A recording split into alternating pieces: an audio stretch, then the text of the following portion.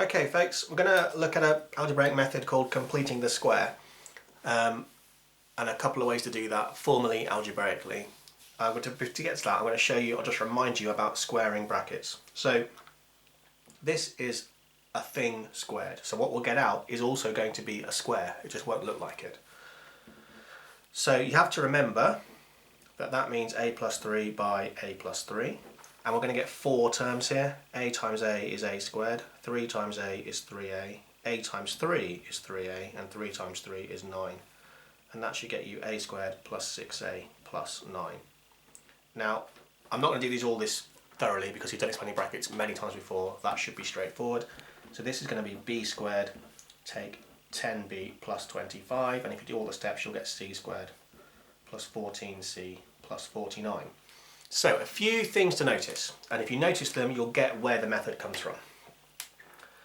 First of all, these constants are always positive, and as you should be aware of, whenever you square a real number you get a positive result. Negative 3 times by negative 3 is positive 9, so when you square things they become positive, so that shouldn't be too surprising. The more useful thing today to keep track of is this value in the middle. We had 6 a's here, we had negative 10 b's here, and we had positive 14 c's here. There is a link between these values and these values. Can you see what they are? I'm going to tell you in a second anyway, but do have a chance to look for yourself. You should spot that that is always a doubling. This middle term is always a doubled of that value. And in fact, if we work backwards, that means that's a halving. Okay? And because these were a thing squared, and that makes these perfect squares, if I half that and square it, I should get this. So 3 squared is 9, 5 squared is 25, and 7 squared is 49.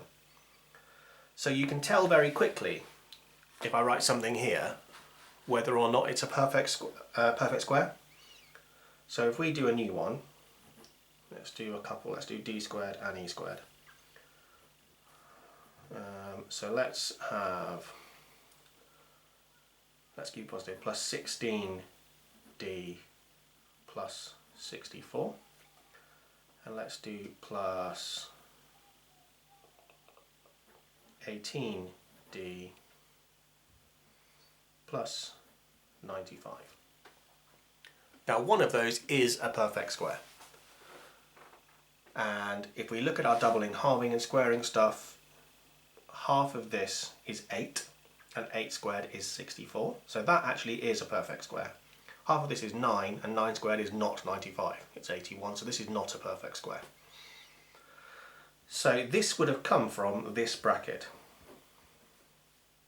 So you factorise perfect squared before and you're factorising stuff, so this square is already perfect.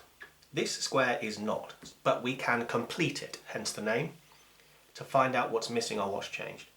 Now we'd really like this to be e squared, hang on, that doesn't work, plus 18 e's plus 81.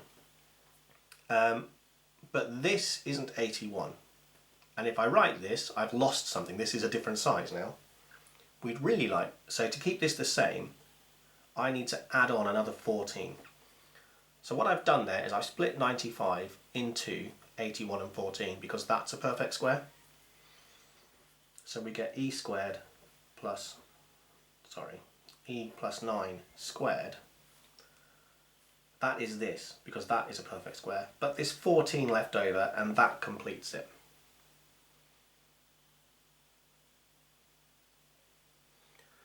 Now, that's quite a lot to do in your head, but that is actually all completing the square is. So if you can reliably do that in your head and get this split correct here all the time, you're going to be fine with this. However, there is a more structured method to show you, which means you can get through the whole thing without really having to do all that in your head. So I'll do it with this one first, and then I'll do it with another one. So e squared plus 18e plus 95. Now I know that this bracket here is going to have a halving because of all this relationship from before. So this bracket is going to be e plus 9 all squared because that value there has been halved. I also know that 95 I haven't looked at yet. So that 95 still exists. It hasn't gone anywhere. Okay? But these two things are not equal because this hasn't got a 9 squared in and this does. So when I expand that bracket out, I'm going to get e squared and I'm going to get 18e because of the doubling halving, but I'm also going to get an 81, which I don't want. So what I need to do is subtract 81, and that is this squared.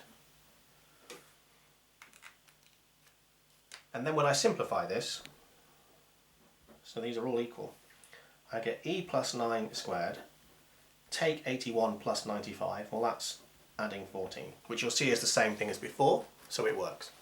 So this method has more steps, but each step is something you can do in order mechanically, which means you can get the right answer.